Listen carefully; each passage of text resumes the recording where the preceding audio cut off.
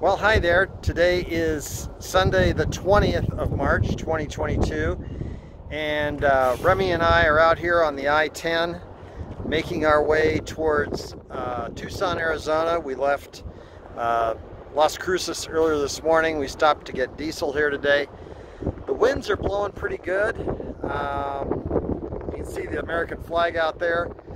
It's blowing right across the side of the motorhome, so kind of like driving a giant billboard going down the road.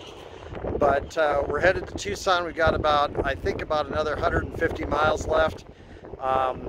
Cheapest place for a while that I've seen diesel at $4.73 a gallon. So, and Arizona isn't going to be any cheaper. I checked that on Gas Buddy today, so we're topped off here and headed to Tucson, and then be in Tucson for a week and then off to Yuma. So have safe travels out there, everybody, and we'll check in with you when we get to Tucson. Oh, and by the way, I forgot. Today is Remi's adoptiversary. I adopted Remi just a year ago today, and she's had quite the life. She's traveled to numerous new states, so she's definitely getting to be a girl about the country. So being that it's Remi's Gotcha Day, I brought her into PetSmart. See if she wants to pick something out. Oh, what do we got over here? How about something like this, Rem? Come here, Remi. Remi. Happy birthday cake. Not exactly birthday, but... or we could do a birthday cake. Remi. Remi. Come here, baby girl. Remi. Remi. Hey. How about something like that, huh? Oh. A peanut butter filled hoof, huh? Yeah. Okay, you'll get that in a minute. Daddy will get that for you, okay? Remi, can you sit? Oh, good girl. Good girl. Good sit, Remi. Okay, we gotta go pay for it. Okay, it is Remi's adoptiversary. Happy adoptiversary, happy adoptiversary, happy adoptiversary, happy adoptiversary. Yay, Remi, happy adoptionversary, baby girl. Okay, here you go. You can have that. But I want the real treat, Dad. Here. Remi, have that.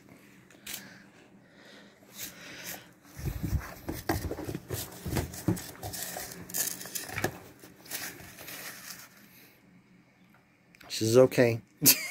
Yeah.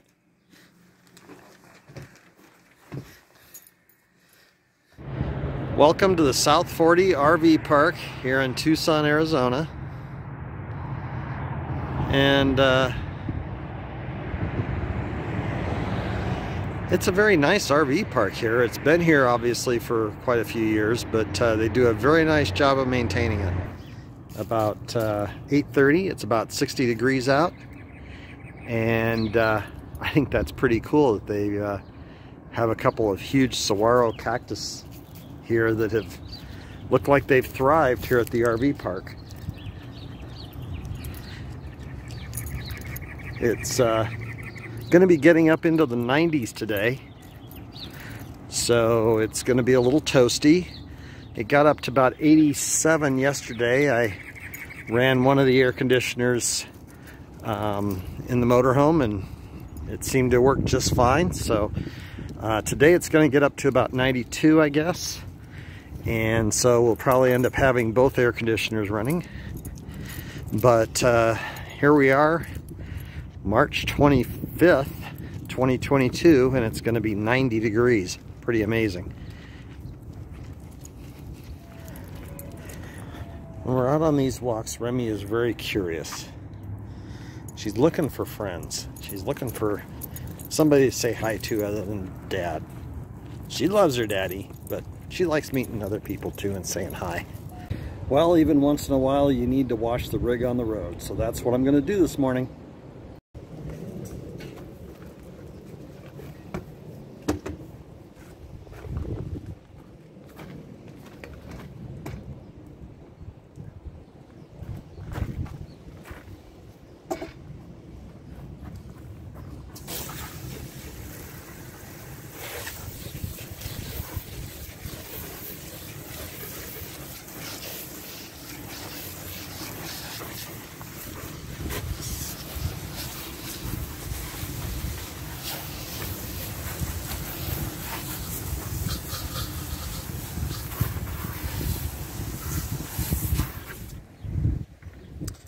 Well, here we are, a view of our RV spot here at North 40 RV Park.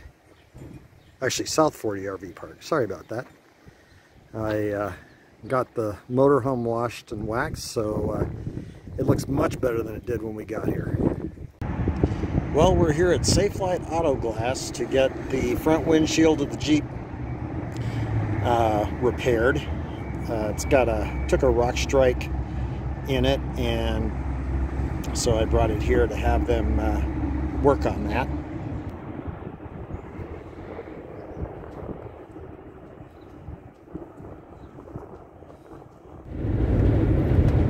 Well, good morning, and today is Sunday the 23rd of March 2022, and because I'm working this weekend doing a software upgrade, I've taken today off to go do some exploring around the Tucson area. And I'm going to start by going to one of three destinations. I'm going to the Karcher Caverns State Park here, that's about an hour south of Tucson. And then I will come up and visit the Saguaro Cactus National Park, and then I will go to the Pima Air and Space Museum. So got quite the day ahead of me. Well, I've arrived here at the Karchner Caverns State Park here in Arizona. It's south of Tucson, about an hour, and I saw this on the internet and I didn't believe it, but no cell phones, no bottled water, no binoculars, basically your car keys and your wallet is all you can take in with you. So I'm going to walk around the grounds here a little bit. I'll get some video of this on the outside, and then I'll put my cell phone away and be a good little boy. So hopefully, well, I do know there's some YouTube videos, so I'll share a YouTube video of the caverns on my blog entry, so check that out. So after that, then we'll go to Saguaro National Park, and then off to the Pima Air and Space Museum. So not a total loss as far as the video, but another kind of hitch in the road. So stay tuned. So this is the entryway to the garden for Karchner Caverns, and they've got a bunch of hydraulic drilling and cutting equipment on display here.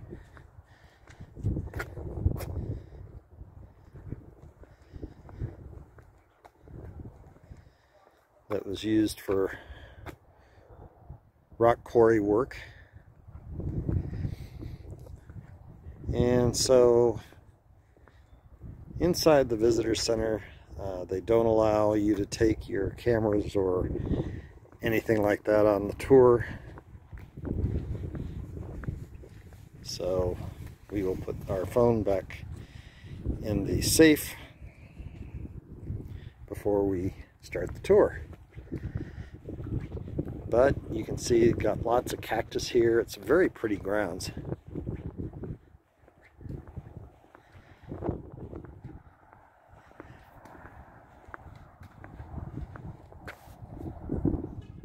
So the Karchner Caverns were named after the Karchner Ranch, headed up by James and Lois Karchner.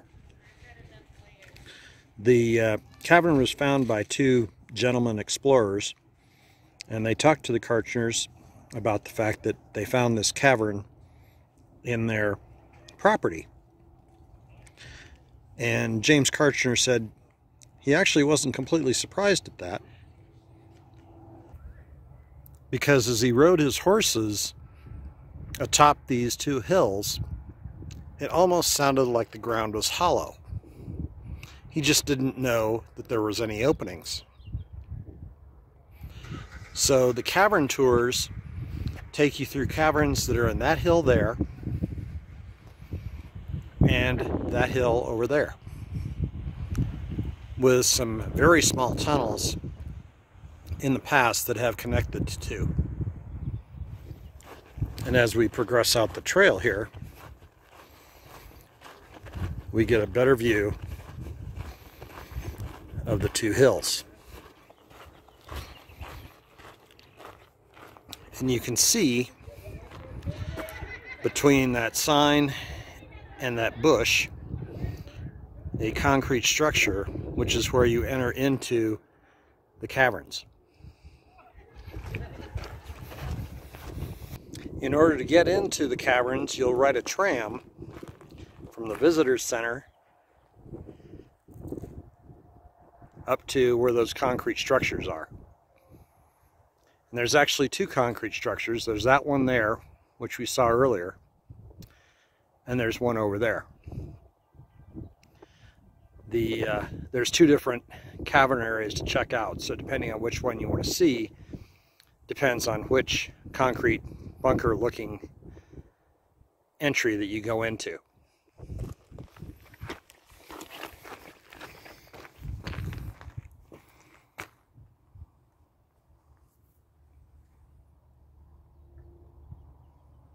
I often wonder, as I've been on this trip, fascinating over the hillsides that I've seen and the mountainsides, if maybe I should have been a geologist. I think at the age of 60, it's a little too late for a career change, unless I can make a lot of money at it to set me up for retirement. But I do enjoy having the ability to come out and explore these areas very much.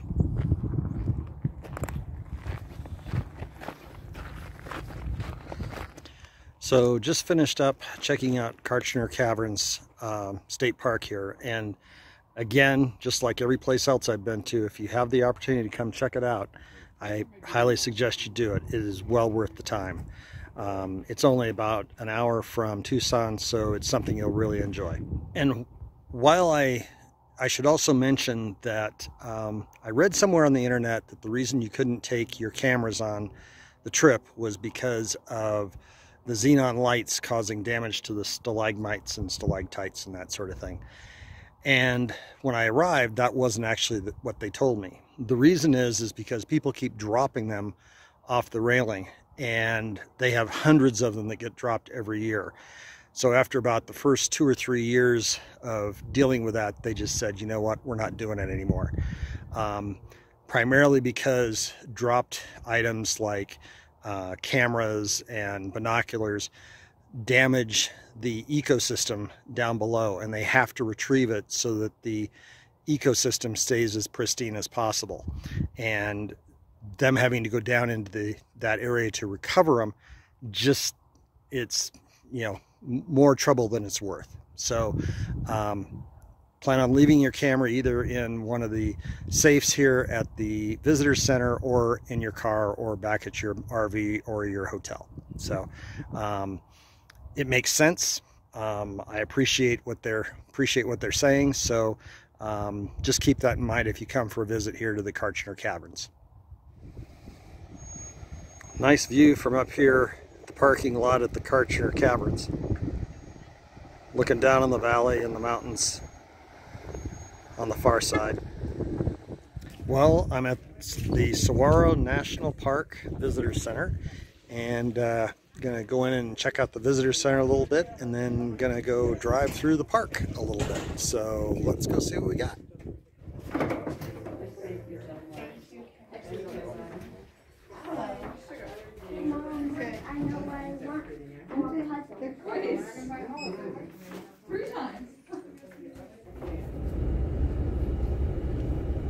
Well, welcome to Saguaro National Park here south of Tucson, Arizona. And the visitor center was open, but a large chunk of it was closed for COVID precautions. So there really wasn't much to see in the visitor center except for you know, some souvenir sort of stuff. But as you notice, as I'm driving through on the loop road here, there are saguaro cactus, like that one right in front, all over here.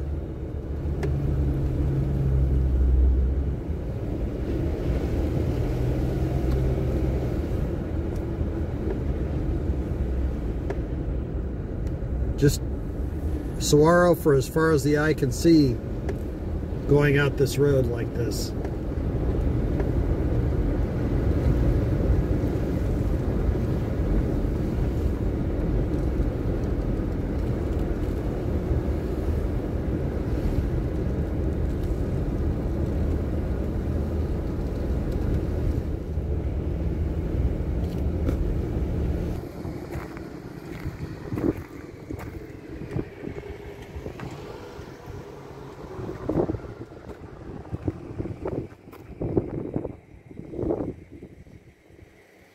All the way out to the base of that hill, you can see saguaro out there.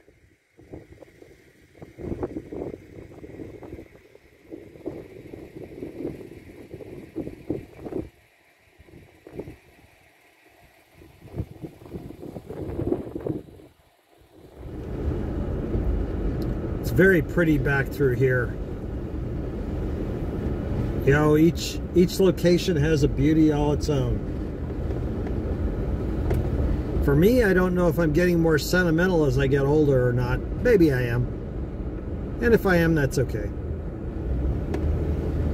But I know that when I was a preteen and a teenager, I didn't appreciate things like this as much as I have in my 40s and 50s.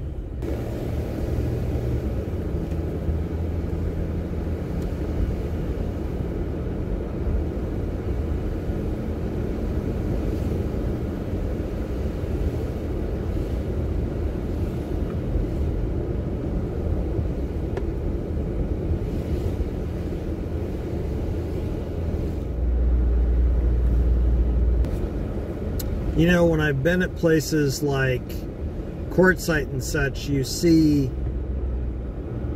saguaro cactus that have suffered from the impact of man by people going out and hitting them with sticks, knocking them over, shooting them with guns. And it's nice to have a national park like this that has a mission of preserving the saguaro cactus.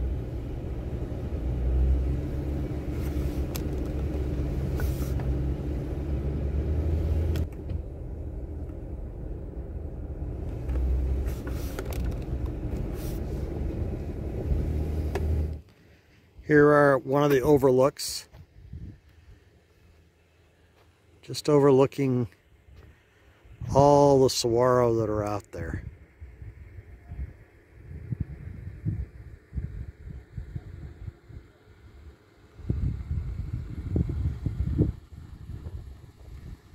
Well, here I am at the Pima Air and Space Museum, and that is a solid rocket booster from the Space Shuttle program. So there's a number of exhibit buildings here at the Pieman Air and Space Museum.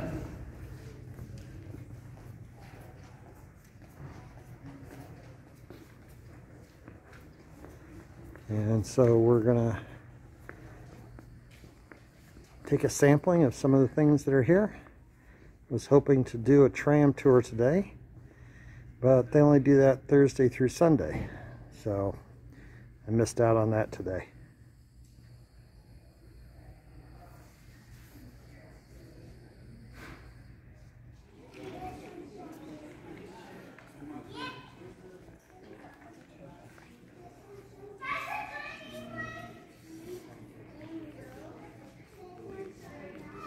So there's all sorts of cool aircraft, military aircraft here in Hangar 1, the main hangar. And there's so much to see out here. It's pretty much an all-day experience that you need to come out and check this out with. So I've got to believe that they've got, at least from a American perspective, every aircraft, an example of every aircraft made, parked either in a hangar building or in one of these outside lots. It's just amazing how many aircraft they have out here. They even have a sampling of various jump jets, or Harriers, as some of them are called.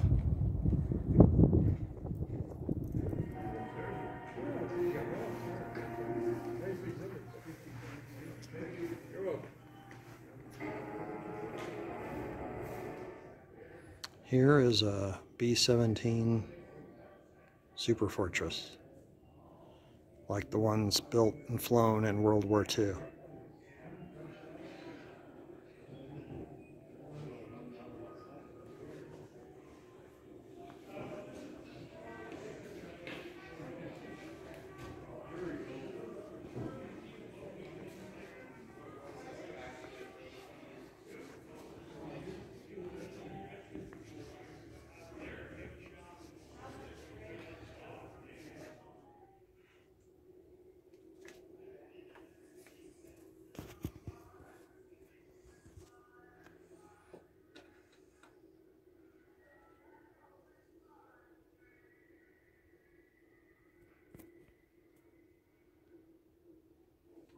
They even have a replica of a V-1 buzz bomb.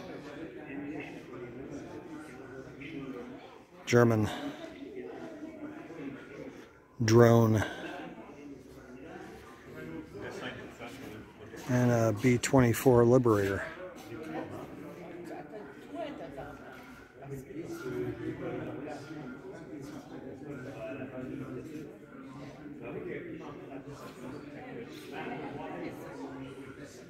The C-47, which was also known as the civilian DC-3, was a real workhorse in World War II, and especially during the Berlin airlift to help reconstruct Germany and Europe after World War II.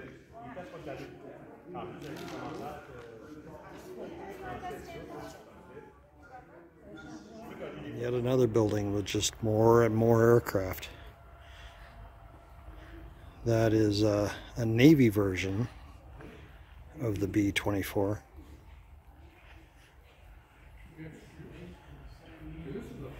Just amazing. This is quite the collection.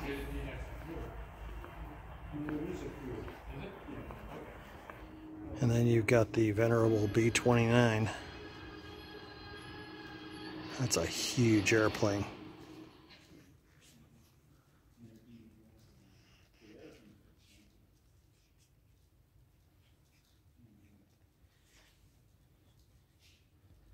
Over 3,000 of the B-29s were built while they were flying. That's a lot of airplanes when you think about it. Though they've not put as much work into civilian aircraft as they have into the military aircraft. They've got quite the huge civilian aircraft examples. I'm not sure, but I think that's a old Connie over there at TWA, Trans World Airlines.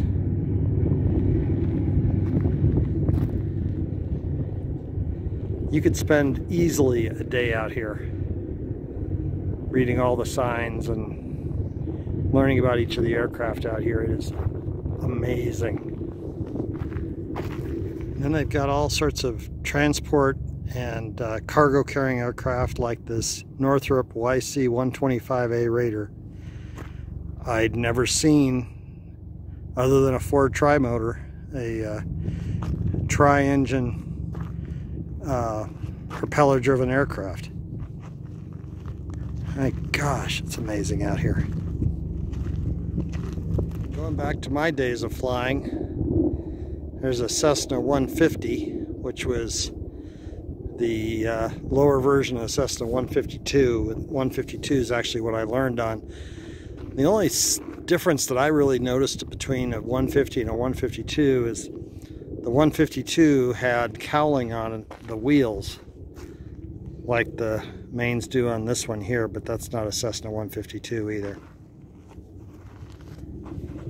And then you have this, which I think the Navy version of them was, they were called a duck, but started flying in the late 1930s and transported. They were a seagoing or a seaplane that could be used as a transport. Yeah, and as I thought, that's a Lockheed Constellation, also known as a Connie.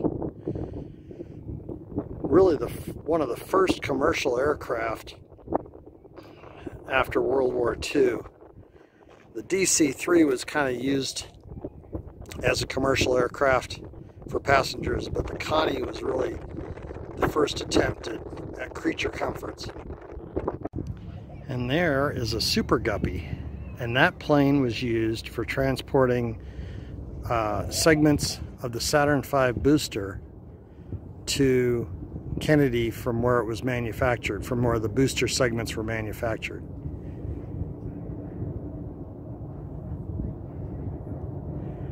Obviously, they're doing a lot of work on it for restoration.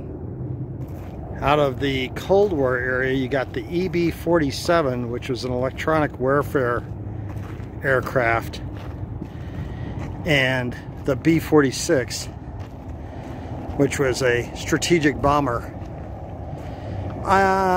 You've got 4 jet engines and 6 turboprop engines. I don't even want to think about all the Jet A that thing consumes on takeoff and in flight. That's a lot of aircraft. It's not as big as some, but for the day, I'm sure it was huge. And last but not least, you've got the venerable V-52, many of which are significantly older than the pilots that fly them, and we still have B-52s flying today in the year 2022, believe it or not. Okay, well, I'm out here at the Pima Air and Space Museum, and this is another must-see. But if you do it, come on a Thursday, Friday, Saturday, or Sunday so that you can do the Boneyard tour on the tram. I'm here on a Wednesday. I don't get to do the tram, but that's okay. There are so many aircraft out here. It is simply amazing, and it is definitely a stop that you want to make if you're going to be in the Tucson area. I was in Tucson a few years ago. I wish I'd come to see it then, but that's okay. I'm here to see it now. And coming up behind me now is a McDonnell Douglas Liftmaster, which was the actual Air Force One for Presidents Kennedy and Johnson back in the 60s. Pretty amazing. Well, hi there. Today is Saturday, March 26th, 2022, and Remi and I are still here in Tucson. Tomorrow we move on to Yuma, Arizona, and I've been working on a software upgrade for work since about, yesterday morning sometime. It really started in earnest at 5 o'clock yesterday afternoon. The goal is to have this done by 5 p.m. today. I'm having my doubts, but we will see what happens. Like I said, tomorrow we're supposed to push off to Yuma, and don't really have anything to see in Yuma, but I'm sure I'll find something because I always seem to. And, you know, just trying to make the most of this trip.